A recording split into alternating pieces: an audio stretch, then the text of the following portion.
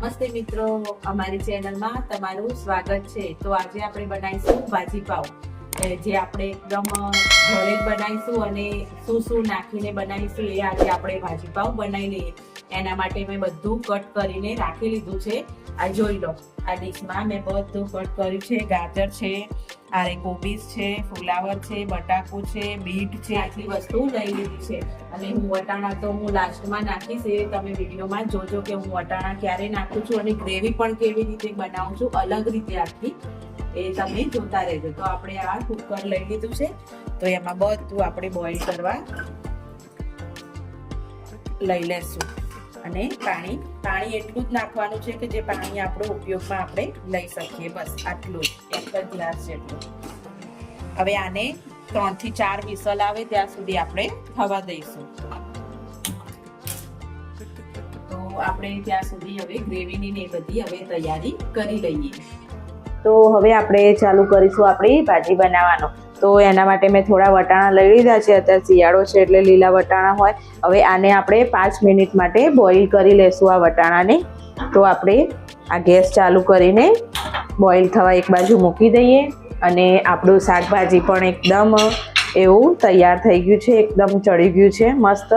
એને થોડી વાર સાઈડમાં કરી લઈએ અને આપણે હવે વઘાર માટે ચાલુ કરી દઈએ પ્રોસેસ। તો મેં એક બાઉલ આખો મોટો ભરી અને ડુંગળી લઈ લીધી છે, તો 3 થી 4 નંગ હશે, અને 3 થી 4 નંગ ટામેટા, અને આ લસણની પેસ્ટ બનાવી છે। તો આ લસણની પેસ્ટ છે। તો આપણે હવે વઘાર કરવા માટે વાસણ મૂકી દીધું છે અને હવે આપણે ભાજીનો વઘાર કરીશું।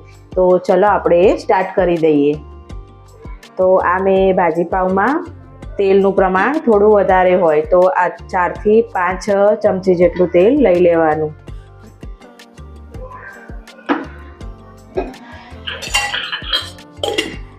તો આપણે હવે આપણી ભાજીને વઘાર કરવા મૂકી દીધો છે।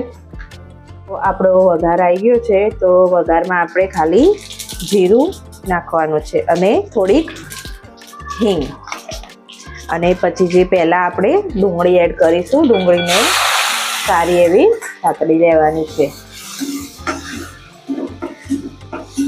ભાજી પાવમાં મેઇન આ ડુંગળીનું જ હોય છે કે કાચી પાકી અંદર લાગે તો ટેસ્ટ નથી સારો આવતો। તો મેઇન ડુંગળીને જ સારી એવી તળવાની રહેશે, ગોલ્ડન બ્રાઉન ના થાય ત્યાં સુધી આને તળવાની રહેશે, અને એકદમ ટેસ્ટી અને બાર જેવો ભાજી પાવ બનીને તૈયાર થશે। તમે વિડીયોમાં બન્યા રહેજો। તો આપણી આ ડુંગળીને ફૂલ ગેસે થોડી વાર માટે થવા દેવાની છે, ગોલ્ડન બ્રાઉન થાય ત્યાં સુધી, પછી જ આપણે લસણની પેસ્ટ અંદર એડ કરવાની છે। અને આપણા વટાણા પણ એક બાજુ તૈયાર થઈ ગયા છે, એના પણ 5 મિનિટ થઈ ગઈ છે, તો એ પણ મસ્ત એવા કૂક થઈ ગયા છે। આપણી ડુંગળી એકદમ ગોલ્ડન બ્રાઉન થઈ ગઈ છે। આપણી ડુંગળી એકદમ ગોલ્ડન બ્રાઉન થઈ ગઈ છે, તો એમાં લસણની પેસ્ટ એડ કરી દઈશું। હવે એને 1 મિનિટ માટે થવા દઈશું, અને આપણે હવે થોડાક મસાલા પણ કરી લેશું। મસાલામાં લાલ મરચું અડધી ચમચી જેટલું, હળદર, લાલ મરચું બીજું 1 ચમચી નાખીશું પાછું, અને 1 મોટી ચમચી ધાણા જીરું, અને આ છે ભાજી પાવ મસાલો, હાલ 1 ચમચી નાખીએ છીએ, અને પછી બીજી ચમચી પછી હમણાં બની જાય એટલે છેલ્લે નાખવાનું। આપણે થોડા મસાલા બળે નહીં એના માટે આપણે થોડું પાણી નાખીને મસાલાને ચડવી લેશું, બસ આટલું પાણી નાખીને મસાલાને ચડવી લેશું। મરચું તમે ખાતા હોય, મરચું અને મીઠું તમે જે પ્રમાણે ખાતા હોય એ પ્રમાણે લેવાનું અને નાખવાનું, તમે જે પ્રમાણે લેતા હોય। અમારા ઘરમાં થોડું સ્પાઇસી બને એટલે હું સ્પાઇસી બનાવું થોડું। બસ થોડી વાર મસાલાને એવા કૂક થવા દઈશું। હવે આપણો ડુંગળીને બધું મસાલા ચડીને એવા તૈયાર થઈ ગયા છે, આજુબાજુમાંથી તેલ પણ છૂટું પડી ગયું છે। તો હવે ટામેટા નાખી દેશું આપણે। ટામેટા નાખ્યા પછી આપણે સ્વાદ પ્રમાણે, અને ટામેટા જલ્દી ઓગળી પણ જાય અંદર એટલે સ્વાદ પ્રમાણે મીઠું નાખી દેશું। મીઠું તમે જે પ્રમાણમાં સ્વાદ પ્રમાણે ઓછું વધારે લેતા હોય એ પ્રમાણે લેવાનું રહેશે। બસ આને હવે થોડી વાર આપણે હવે પાછું ફરીથી થવા દેશું 2 થી 3 મિનિટ જેટલું. તો આપણી ગ્રેવી એકદમ એવી તૈયાર છે. તો આપણે આ બાફેલા બધા શાકભાજી હતા એ પાણી સાથે જ અંદર બધા એડ કરી દઈશું. મસ્ત એવા બફાઈ ગયા છે બધા શાકભાજી. અને આપણે આ બ્રેશરની મદદથી બધા એકદમ ક્રશ એવા કરી લેશું. બધા મેશ કરી લેશું ભાજીને. એકદમ એવી મસ્ત એવી સુગંધ આવે છે ભાજીની. એકદમ બાર જેવી ભાજી તૈયાર થશે. કલર પણ એવો અને ખાવામાં પણ એકદમ ટેસ્ટી એવી લાગશે. એકદમ જો એકદમ મેશ થઈ ગયું બધું, મિક્સ થઈ ગયું બધું શાકભાજી આપણી. અને આપણે આ વટાણા પણ આ થઈ જાય એટલે આ વટાણા પણ આપણા એકદમ જો ચડી ગયા છે. એકદમ આપણે વટાણા એકદમ ચડી ગયા છે. તો આ વટાણા પણ આ થઈ જાય એટલે પછી આપણે ઉપર એડ કરીશું, કારણ કે એ ભાગી નથી નાખવાના વટાણાને. આપણી આ ભાજી બનીને તૈયાર થઈ જશે. હજી તો એક વસ્તુ બાકી છે, તમે વિડીયોમાં બન્યા રહેજો. તો આપણે આ વટાણા પણ એકદમ ભાજી આ થઈ ગઈ છે. તો આ વટાણા પણ આપણે નાખી દઈશું અને મિક્સ કરી લઈશું બધા વટાણાને. અને થોડી વાર માટે આને હવે આપણે થવા દઈશું.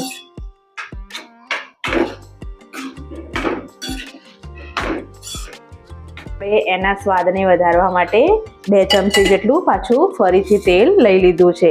તો એ તેલને આપણે હવે તેલમાં વઘાર કરીને આમાં પાછું એડ કરીશું. એના સ્વાદને વધારવા માટે એકદમ ટેસ્ટ બદલાઈ જશે આનાથી. અને મસ્ત એવો બાર જેવો પણ ટેસ્ટ આવશે. આપણી ભાજી એકદમ તેલ છૂટું પડીને તૈયાર થઈ ગઈ છે. આપણું તેલ ગરમ થઈ ગયું છે અને એમાં આપણે આ અડધી ચમચી જેટલું મરચું નાખી અને ઉપર એકદમ મસ્ત એવો વઘાર કરી લેશું. જો એકદમ અને બાર જેવો જ એકદમ ટેસ્ટ આવશે ભાજીમાં. અને હવે આપણે આમાં કોથમીર નાખીને ગાર્નિશ કરી લેશું. તો આપણો 1 ચમચી જેટલો પાછો ફરીથી ભાજી પાવ મસાલો નાખી દીધો છે આપણે. અને એકદમ મસ્ત એવી રીતે આપણે એને મિક્સ કરી લઈશું અંદર. અને જો મિત્રો એકદમ મસ્ત એવી બાર જેવી સુગંધ પણ આવે છે. કલર પણ બાર જેવો અને સુગંધ પણ બાર જેવી. આમાં આપણે બધા શાકભાજી એડ કર્યા છે, કોઈ શાકભાજી આપણે બાકી રાખ્યું નથી. અને હવે આપણે છેલ્લે લાસ્ટમાં ગાર્નિશ કરી લઈશું કોથમીરથી.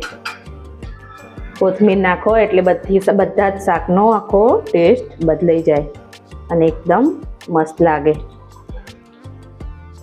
તો આપણી મિત્રો એવી ગરમા ગરમ ભાજી તૈયાર થઈ ગઈ છે. એકદમ મસ્ત જો એકદમ ટેસ્ટી અને એકદમ બાર જેવી ભાજી આપણી તૈયાર થઈ ગઈ છે. તો આપણે હવે આને જો એકદમ જો પાવમાં પણ એકદમ મસાલા પાવ કર્યા હોય એવી રીતે મસ્ત એવા શેકી લીધા છે. મસ્ત એવા પાવ આપણા તૈયાર છે, ભાજી અને પાવ. તો મિત્રો તમને આ રેસીપી ગમી હોય તો લાઈક કરજો, શેર કરજો, સબસ્ક્રાઈબ કરજો. Thank you so much.